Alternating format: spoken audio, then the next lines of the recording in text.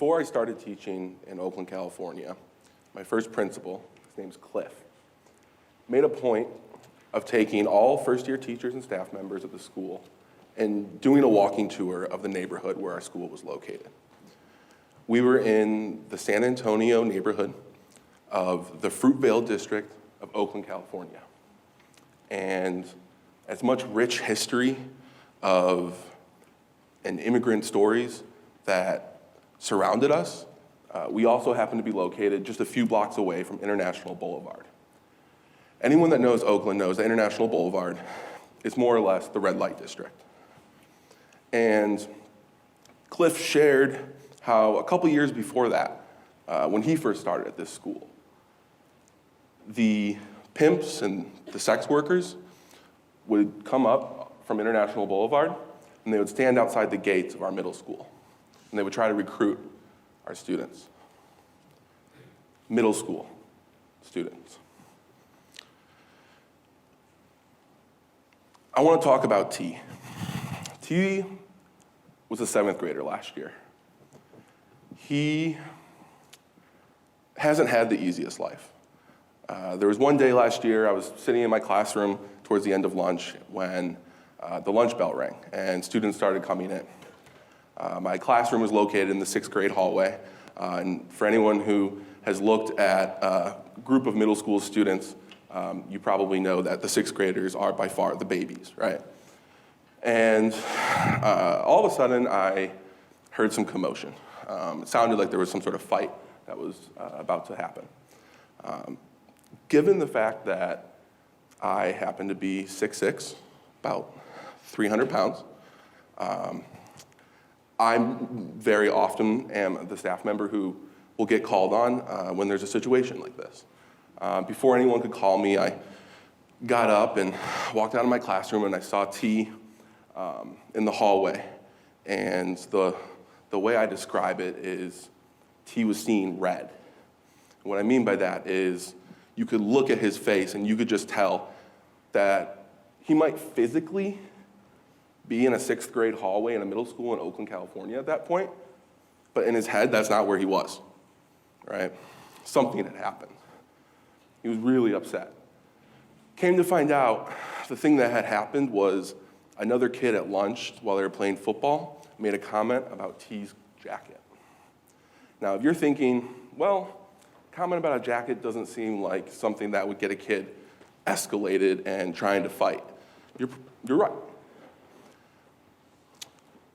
After about 20, 30 minutes of me having to physically hold T to keep him from going after another student, we finally got him into my classroom.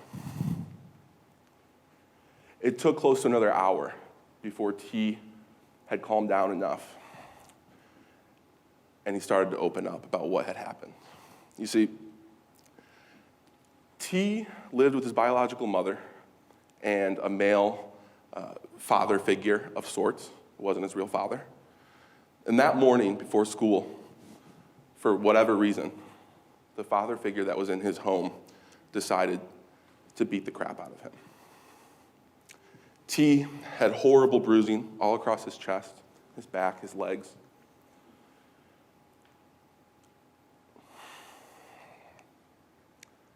Very rarely, in my experience with Child Protective Services, do they remove a child the same day as they find out about a given situation. Fortunately for T, the things that he started to open up about, the things that he started to tell the adults that were in my classroom with us after close to 2 hours post-incident were enough that we were able to ensure that T did not have to go back to his home that night. It's students like T that I thought of when, after the Parkland, Florida shooting, when 17 people were murdered, I was astounded to see people on one side of our political discussion starting to advocate for something that never in a million years could I have imagined would even be in the national discussion. People started to talk about why don't we give teachers guns? Let's arm teachers. After all, the only way to stop a bad guy with a gun is a good guy with a gun, right? Jeff Andrade Duncan is something of a personal hero and an urban educator located in the San Francisco Bay Area. He's an academic and a teacher. He opened a charter school in Oakland called Roses and Concrete. If there's any Tupac fans, you might remember that phrase. And Jeff said, the conditions in which urban youth in America are growing up are not natural. They're made. Therefore, they can be changed. Probably guessed by the title of my talk, the thing that I want to focus on is just how important it is that we create those safe spaces. Just how important it is that schools across the country help students to feel safe. When you think about learning, learning is a process of making mistakes and learning the correct way to do things, whether that is figuring out how to carry the tens place or learning how to spell a word. When you make that mistake the first time, you learn how to do it correctly the second or third time. And so it's hard enough at the middle school level to get kids to feel safe and comfortable with themselves. Everyone in here can remember what it was like to be in middle school. It kind of sucks. A lot of people react very interestingly when I tell them what I do for work. And so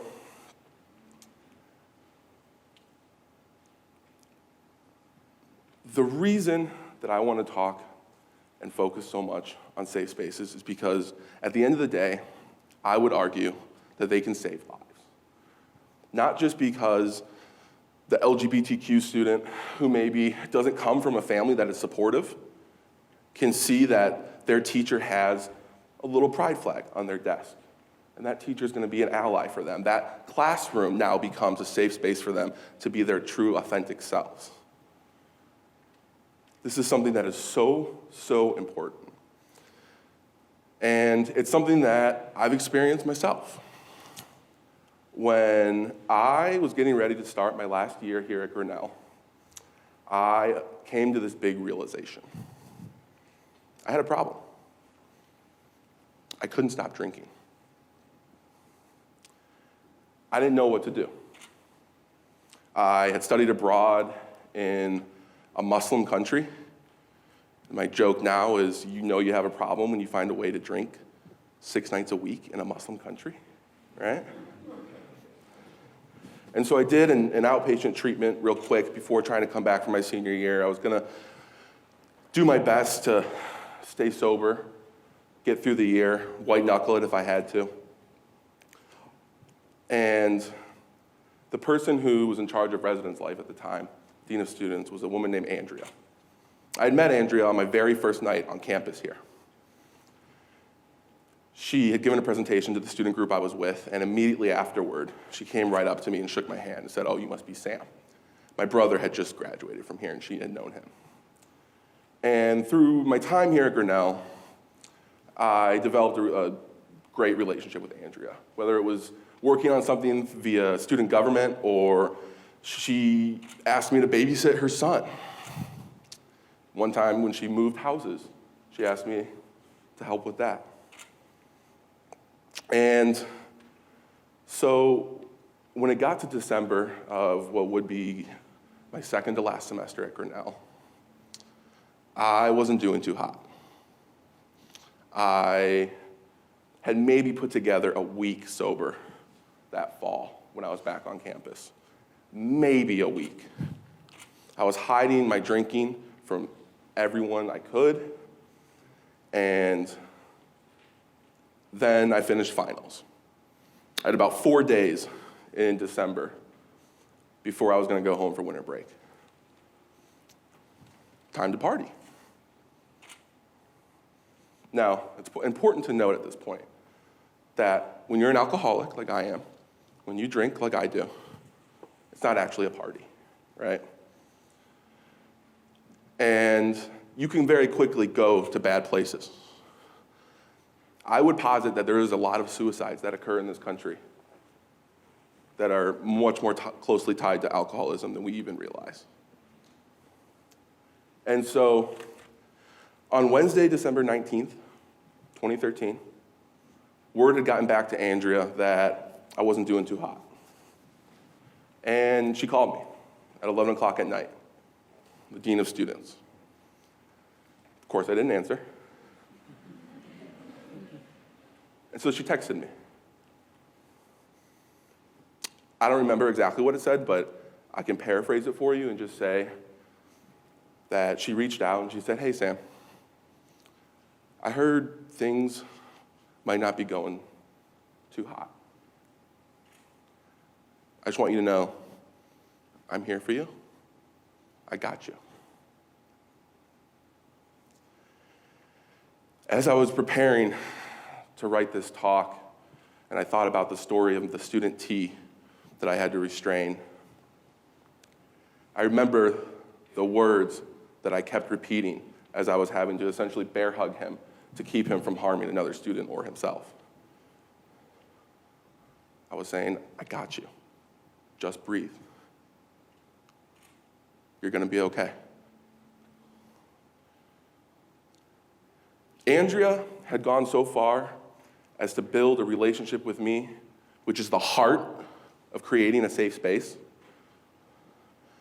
And I now today, almost 5 years later, can look back and say, the fact that Andrea made a point of forming a relationship with me and ensuring that I knew that this was a safe space, I'm alive today. I don't know if that would be the case otherwise. But the problem is, I'm a white kid from the suburbs of Chicago who has 2 working parents that are still together. Everything worked out for me because it's supposed to work out for me. That's not always the case for the students that I work with. And so, the last point that I want to make is the next time you hear someone maybe from an older generation talking about that buzzword safe space, I think a lot of people think it's like a millennial thing. Odds are that person is going to look a lot more like me than the students I work with. Because it's really easy when you come from a place of privilege to think it doesn't matter, safe space. Why? But it is imperative that we do everything we can to create safe spaces. Because if you think back to T and him being able to open up to the teachers that were in the room with us and tell us what was really going on, and tell us that that adult father figure of his was actually dealing drugs, and he was living in a trap house.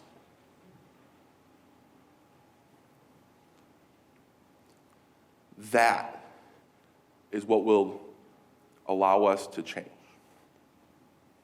Thank you.